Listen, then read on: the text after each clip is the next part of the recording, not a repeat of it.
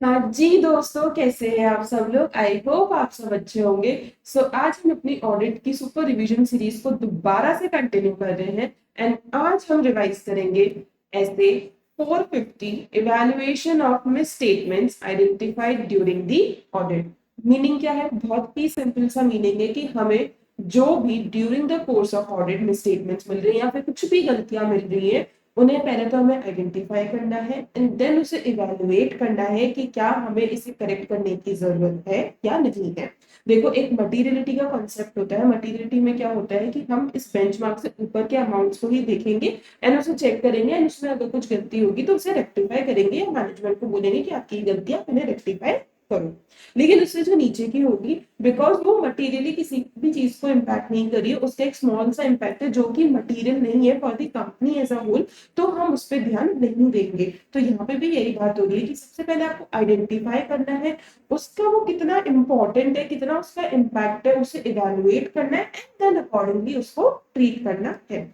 ये बेसिक सी बात अपनी होगी इस पर्टिकुलर स्टैंडर्ड में। ठीक है, समझ में आया किस लिए है ये स्टैंडर्ड। अब इसको पढ़ना शुरू करते हैं, रिवीजन करना शुरू करते हैं।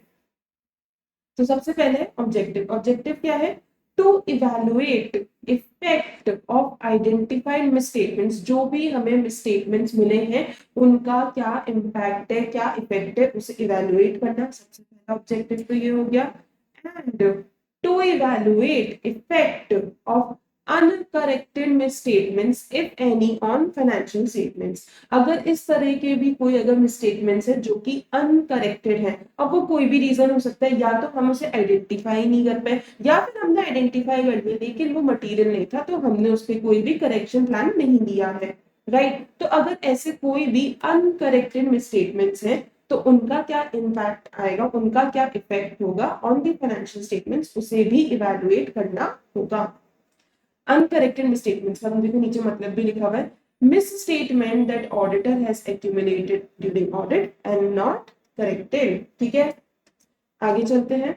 सोर्सेज ऑफ मिसस्टेटमेंट्स, भाई किन किन वजहों से या फिर किन किन सोर्सेज के द्वारा हमारा मिसस्टेटमेंट हो सकता है। बेसिकली यही है कि किस वजहों से, what are the reasons because of which a misstatement happen in the financial statements. सबसे पहला, inaccuracy in gathering or processing data from which financial statements are prepared। हम जिस डेटा के बेसिस पे अपने फाइनेंशियल स्टेटमेंट्स को बनाएंगे, उनको रिकॉर्डिंग करेंगे, अगर उसमें हमने गैदरिंग के टाइम पे अगर गलतियां करी, उसमें इनएक्यूरेसी है, तो वहीं पे हमारे मतलब जो हमारा फाइनेंशियल रिपोर्टिंग का फर्स्ट स्टेप होता है, अगर हमने वहीं पे ही गलती कर दी, वहीं पे हमने डेटा को प्रॉपरली कलेक्ट नहीं किया, तो आगे तो जाके मिसस्टेटमेंट्स होंगी। तो फर्स्ट सोर्स तो ये हो गया। ओमिशन ऑफ अकाउंट और अमाउंट ऑफ डिस्क्लोजर, अगर कोई भी अमाउंट है, कोई भी डिस्क्लोजर है, उसे हमने दिखाया ही नहीं, हम भूल गए, हमसे गलती से छूट गया, ओमिशन हो गया, तो वो हमारे स्टेटमेंट का कारण बनता है। Incorrect accounting estimate arising from overlooking or clear misinterpretation of facts। देखो, अकाउंटिंग एस्टिमेट का मतलब बेसिक जजमेंट कौन लेता है? मैनेजमेंट लेता है कि भाई हमारे अकॉर्डिंग हम इस केस को हार सकते हैं या हमारे अकॉर्डिंग हम इस केस को जीत सकते हैं, तो इसके लिए प्रोविजन नहीं बनना चाहिए।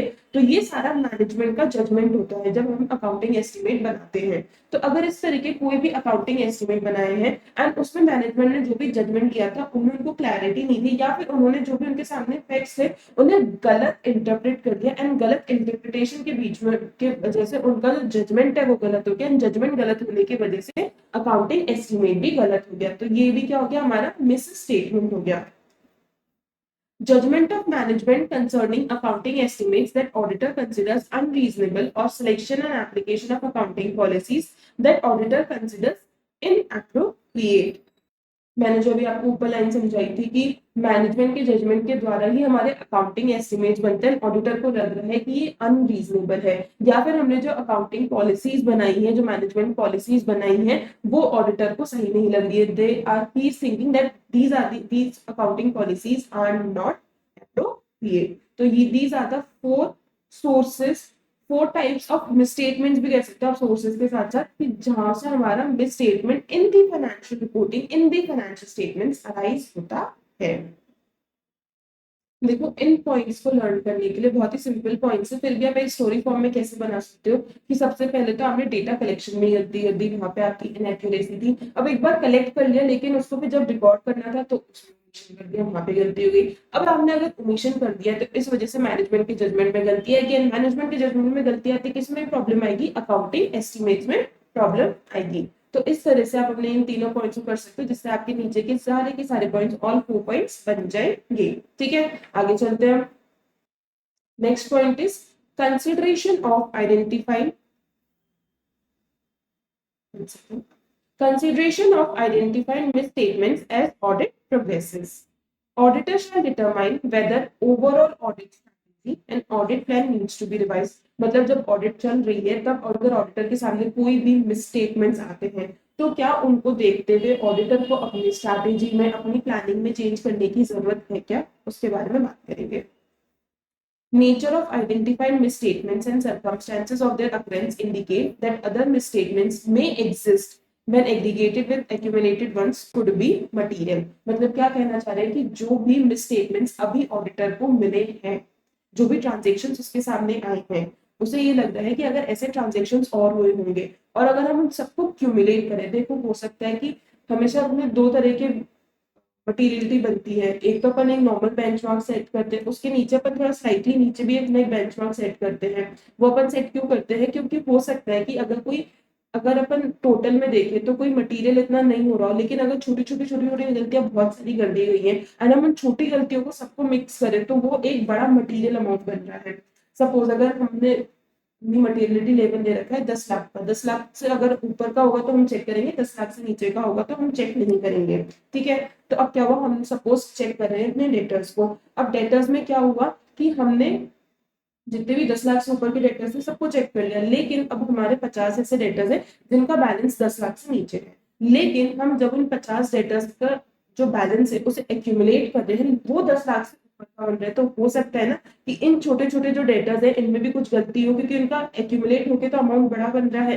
तो इस तरह से हमें दो लेवल सेट करने होते हैं कि एक तो हमारा मेन लेवल हो गया, लेकिन एक नीचे का लेवल हमें और सेट करना पड़ता है, क्योंकि हो सकता है कि छोटे अमाउंट्स को एक्यूमुलेट करके वो बड़ा अमाउंट बन रहा हो, तो इसलिए हमें एक नीचे लेवल का भी सेट करके जो छोटे अमाउंट्स होते हैं उन्हें भी देखना होता है। तो यहाँ पे भी यही बोला गया है कि अगर उसके सामने मिसस्टेटमेंट्स ऐसे आए हैं, ऐसे ट्रांजेक्शन आए हैं जिनको अगर वो एक्यूमुलेट करे तो वो एक बड़े अमाउंट में बन रहा है जो कि मटीरियल होगा। Aggregate of misstatements accumulated approaches materiality determined as per essay 320। अभी मैंने आपको पूरा ये जो भी बताया ये पूरा essay 320 materiality का बताया कि हमें एक लेवल सेट करना होता है, उसके नीचे भी हमें एक परफॉर्मेंस materiality सेट करनी होती है। If at auditor's request management has examined and corrected misstatements that were detected, auditor shall perform additional audit procedures to determine whether misstatements remain। अगर सपोज ऑडिटर ने जो भी उसके सामने मिस्टेटमेंट्स आए थे वो मैनेजमेंट या टीसीडब्ल्यूजी को जाके बताए एंड वो बाय गॉड्स ग्रेस इस बात मान ले कि ठीक है हमने आपकी बात को मान लिया एंड हमने सारे चेंजेस को कर दिया है, तो भी ऐसे नहीं ऑडिटर को कि यार एक बार में मान गए तो बढ़िया है, ऐसे नहीं करना है, भरोसा नहीं करना है, खुद से दोबारा चेक करना है कि वो मिसस्टेटमेंट अब है नहीं है या फिर सब कुछ सही हो चुका है, तब जाकर ये हमें मानना है कि हाँ सब कुछ एकदम सही है। ठीक है, तो ये तो बेसिकली अपने दो पॉइंट्स थे कि अगर हमें during the course of audit अगर हमारे सामने कोई भी मिसस्टेटमेंट आता है तो उस केस में हमें अपने ऑडिट स्ट्रैटेजी को ऑडिट प्लान को रिवाइज करने की जरूरत पड़ सकती है। Next, communication and correction of misstatements. Auditor shall communicate all misstatements accumulated during audit with management. ये तो होता ही है, कोई भी गलतियां मिली उससे जाके मैनेजमेंट को तो बताना ही होगा।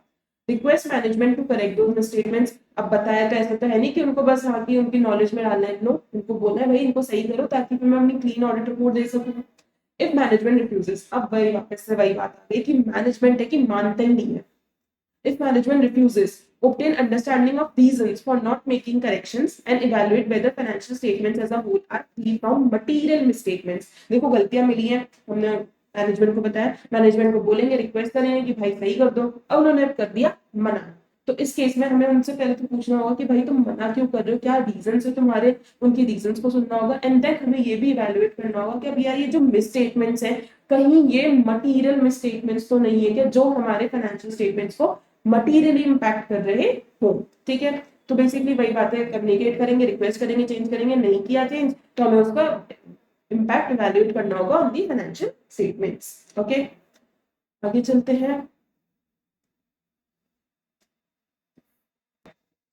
नेक्स्ट आ गया, discuss impact of uncorrected misstatements identified during audit and auditors response to the same. अगर देखो जो अभी अपन ने अनकरेक्टेड का मतलब क्या पढ़ा था, फाइंड आउट हुए हैं लेकिन ऑडिटर ने उन्हें करेक्ट नहीं किया है बिकॉज वो हमारे मटीरियलिटी लेवल या परफॉर्मेंस मटीरियलिटी से नीचे के हैं।